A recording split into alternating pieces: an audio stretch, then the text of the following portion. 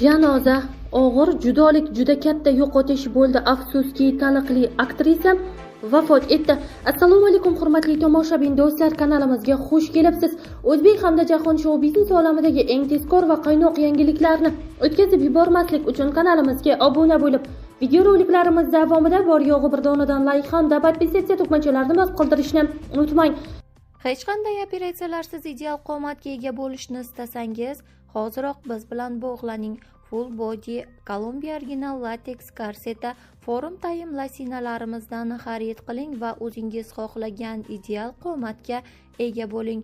Internet tarmoqlarida juda ham keng tarqalgan full bodylarimiz ajoyib va hamyonbop narxlarda sizlarga yetkazib beramiz. Hoziroq yuqoridagi raqamlarga qo'ng'iroq qiling va biz bilan bog'laning. Fransiyalik aktrisa Brigitte Bardot 91 yoshida vafot etdi. Bu haqida Le Figaro nashri xabar berdi.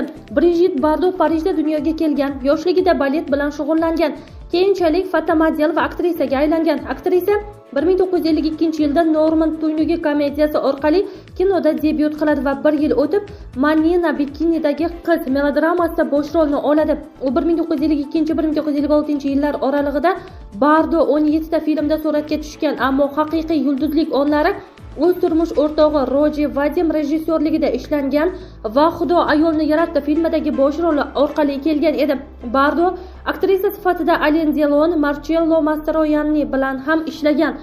Jean-Luc Godard kabi taniqli fransuz rejissyorlarining filmlarida suratga tushgan Bardot musiqa bilan ham shug'ullanib, bir nechta plastinka ham yozgan. 1980-yillar oxiridan boshlab u hayvonlarni himoya qilishdagi pozitsiyasi bilan tanilgan. 1987-yilda u Brigitte Bardot fondini tashkil etadi va hayvonlarni himoya qilish bo'yicha auksionda 3 million frank to'plashga muvaffaq bo'ladi. Bundan tashqari Bardot o'z uyini ham fondga topshirgandi. Bundan oldin Bollivud afsonasi Zaharar Mendra 89 yoshda vafot etgani to'g'risida xabar berilgandi deyilgan xabarda.